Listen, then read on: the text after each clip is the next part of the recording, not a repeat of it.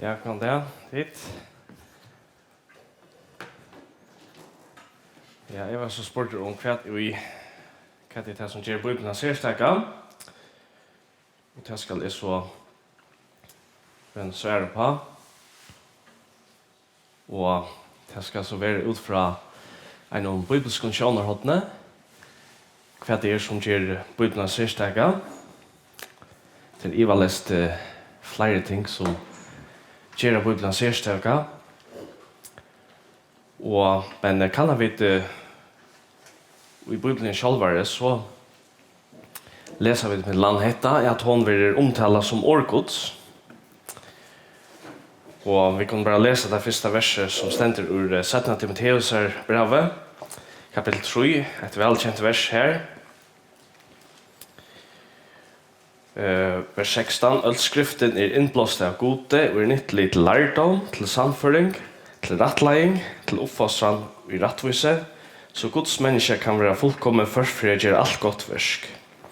Så ikke her at han sier hundren at all skriften innblåst av god. Det er å si hun Guds inspirer.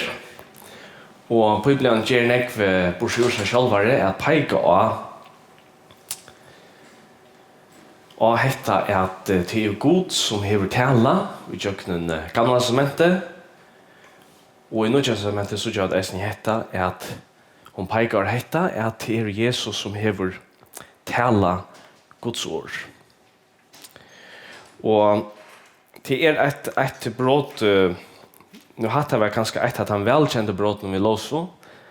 Vi kunne eisen lese ærestane, her og vi suttet til her kommer fram, eisen vi hvordan Bibelen orgods, og ikke bare orgods, men eisen hever en tøtning. Eller, vi kan spørre, hva tøtning hever det så? Hvis vi vet at Bibelen orgods, hva tøtning hever det så? Hebreerbrevet kapitel 4, her stender så leis i vers 2. Hin glæje bådskaper kunngjørder okkom vi, lykkavel som taimon, men året i tei hørto, hjelpte taimon ikkje, til de som hørte til, tog og til ikke tilsyn vid trygg. Her vil du sipa til atter til gamla testamentet her i Ushas folk. De var leit ut av Egyptalandet, og de var ført inn i øyemørsene, og her var de så leit til Sinai fjall, og her var så lovgods åpenbæret for dem. Og God, han taler beinleis til folket, og han taler esne vi tjøkne Moses, og de finner lovene, de finner en tekst fra Gud til å halda seg til, og at han hatt hver årgods åpenbæret for dem. Og her sørger vi at her vil hette sammenbåret vi den gode bådskap som i evangeliet. Det vil si, en glede bådskaper kunngjør det okkom vi lykkevel som dem. Det vil si, vi vet i akkurat døven har finnet høyre evangeliet, og evangeliet vil her sett jant vi det som uskjelsfolk hørt i øyemørsen. Men så synes jeg at eisene at de tok det ikke tilsyn vid trygg. Og her vil så vust sjålande til de hendingene som var rom, hvis vi også etter og hva var det som hendte ut i øyemørsene vi uskjelsfølge. Jo, de var kommet til Kades Barnea etter at de var ferdig fra Sinai, og de skulle ferdig inn i det lovet i landet som God hadde lovet dem, og God skulle gjenge undan dem. Og så sendte de njøsner inn i landet, og njøsneren kom etter, og stor marlut at heim så at vi klarar det ikke. Vi megnar det ikke, vi kom altså ikke inn i landet som God har lov oss. Og så var det bare Josva og Kaleb som visste snatt og sa at jo, vi klarar saktans vi kraftgods affæra inn i et lov i land. Og enda var så til at de var så leit ut at vi øyemørsene, vi fjørde jo inntil til atterlige ved ferdig og et nytt atterlige kom.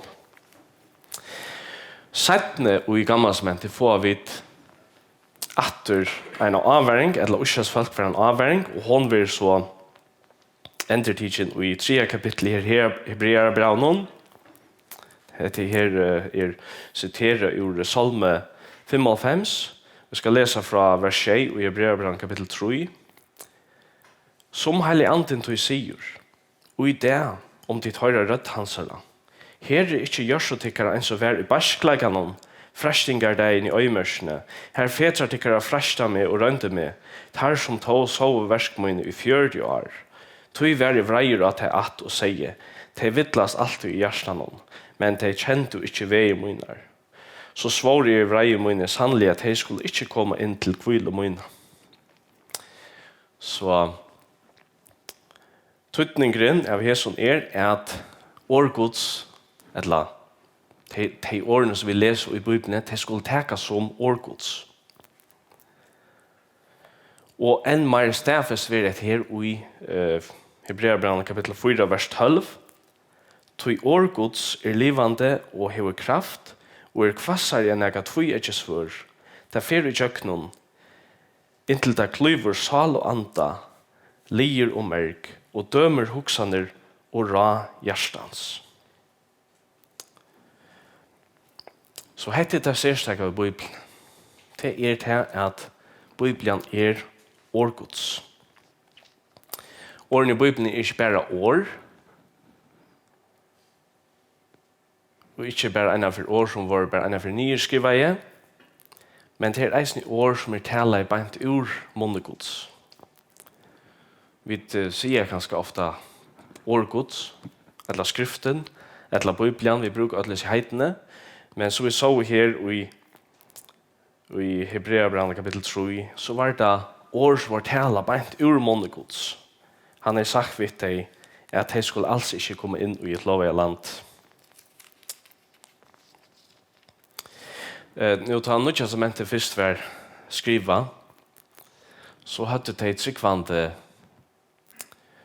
eller man kan si at det første samkomnar som var ta, de tryggvande ta, de hadde einans gamla testamentet, for de halda seg til som en tekst som de kunne lese, og så til evangeliet som var pratika ute om av apostlen og til de første tryggvand. Og allikevel sutja vi at evangeliet, ta det være kunngjørst for mennesken, så hever det en livsgivende kraft. Det livande, som han sier i Hebreerbrevet, og det hever kraft. Og hetta sutja vi med anna, vi sutja at det flere steder i Nødja som hetta vera stafest, at han båskapen som var kunngjørter, til evangeliet som var kunngjørst, til hei kraft. Og jeg skal lese fra et slukt brot, og til stenter ur Kolossebraunen, kapittel 1.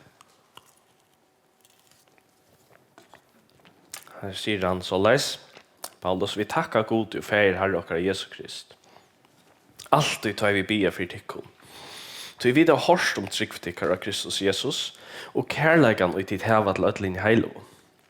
Fyrir vånaren skuld, som tykkner gamt i himmelen, og som tid framan undan heva hørt om vi årets sannleikans og i evangelium, som kom til tikkara, en som tar eisen til heimnon, og blir avvøkst og vekser.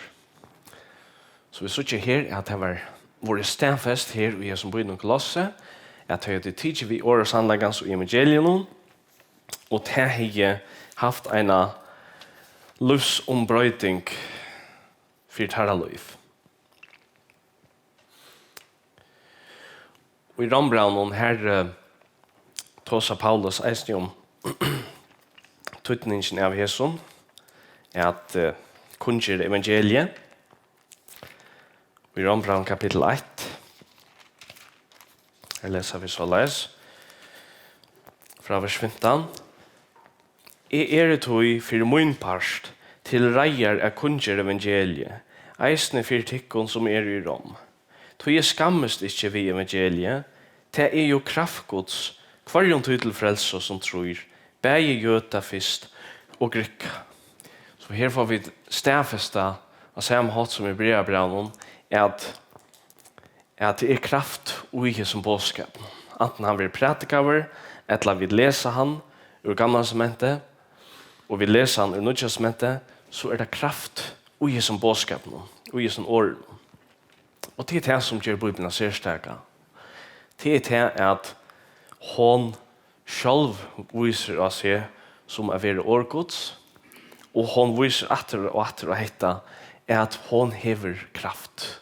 Hon har kraft til å gjøre noe som kan ombrøyta et menneske.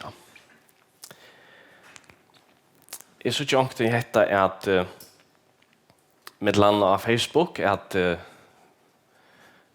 such at logisk eller visendalig argument vi har sett fram for det prekva gode til. Og ikke så lenge siden så leser jeg en grein som bærer hese iveskriftene, nøglund til hese iveskriftene, 30 reasons to believe in God. Og den greinen var øyelig god, hun innhjelt negv, at vi viser til at det som vi vet i det, det som vidt til å underbygge god, en verilegge, og vi kunne eisen vi logiske argumenten eisen prekva god til ives i. Så Bibelen vel underbygd utifra eisene. Og i les kunne vi eisen personlige få glede av å lese slike tekster som kunne styrke oss, men Bibelen selv tåsar om dette at det så nøyut at det evangeliet som kunngjørst. Det så nøyut at evangeliet kunngjørst for mennesken. Så alt dette som utanfra og som, kan man si, underbygger han verlega gode til, det best til at stafesta at mennesker utan ombering. Det så ikke at her i hvis vi leser videre i sin teksten i Rombranen, som jeg skal gjøre, fra vers 9. Det som vidas kan om god, ligger teimen jo opp. God og gjørst heim til åpenbørst, og skjønnlige ver hansara, bæg evige kraft og goddomlige hansara, sast fra skapan heimsins. Det skilst av verskon hansara. Det heva til unge avsækan. Så det bare ett som kan gjøre at mennesker kommer til frelsende trygg, og det at evangeliet vil kunngjørst. Eller det at de leser årgods, og de tager det til seg nytt trygg. Det var det som Israelsfolk ikke gjør det. De tok ikke årgods, eller de tok ikke det som Gud sier til seg nytt trygg. De stod vi i lovet landet, og de hadde se at inne i landet var risar, og murene i byene var høyer, og vi klarer det alls ikke. De hadde ikke tidlig bådskapen til sin vittrykk. De hadde vreka bådskapen som var taler av sine fjall. Og av samme hatt til åkken, det bare et som kan brøyda mennesker, det bare et som kan endefå mennesker, og det årgods. Det det året som i skriften vil lyst som det taler i år. Det første tryggvande, de høtte gamle testamentet, men de høtte så eisen i apostlene, og det første tryggvande som får ut, og de prætika på evangeliet. Hetta sutja vi med land eisen i Rombraunen, kapitel 20.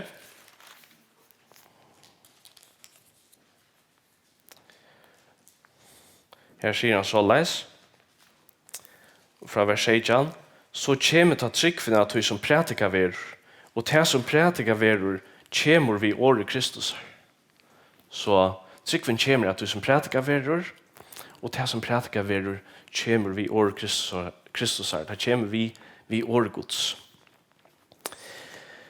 Vi skal enda vi her som en av dømene som jeg har lyst om, og til dette at det var en kjenter ensker pratikermaver, Martin Lloyd-Jones. Han var kjenter kanskje i sønne tøy, og var ofte bøyen til å hava taler självan ganska runt om i samkommen i England och i Amerika eisne. Men han var eisen boen inn av universitetene. Og her og han så fikk høve til at bæra fram sin bådskap. Og han lei alltid den å heta at kunger evangeliet.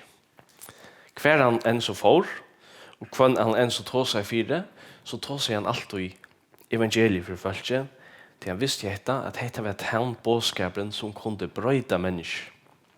Det var ikke de visendelige argumentene som han ikke bæra fram. Iva leste var det mulig andre som kunne bort det fram. Han var sjølvande en prætiker med oss, og han bæra fram alltid årgods. Amen.